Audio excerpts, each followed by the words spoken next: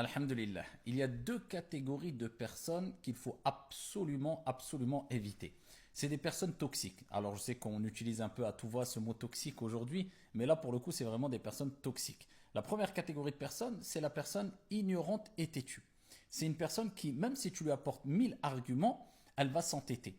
Et elle va vouloir faire basculer l'échange, le débat vers une polémique, tout en sachant que le prophète alayhi salatu wassalam, a dit dans le hadith rapporté par Abu Daoud: je promets, je garantis une maison à la périphérie du paradis pour celui qui délaisse la polémique, wa in kana muhiqqan, même s'il a raison. Mais la personne têtue, même si tu veux mettre fin au débat pour éviter la polémique, elle dira oui mais, et elle voudra continuer.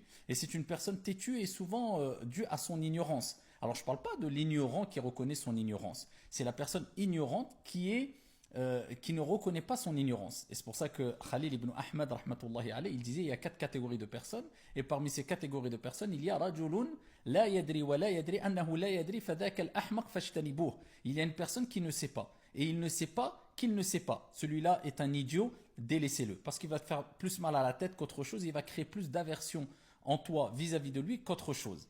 Et c'est pour cela qu'il est important de s'éloigner de ces gens têtus parce que le débat ne sera jamais productif. C'est pour ça que, à titre d'exemple, l'imam Shafi'i, rahmatullahi alayhi, ce grand savant, disait: je n'ai jamais débattu avec une personne de science sans que je ne prenne le dessus. Parce que c'est argument fondé contre argument fondé, argument scientifique contre argument scientifique. Il dit par contre: je n'ai jamais débattu avec un ignorant sans qu'il ne prenne le dessus.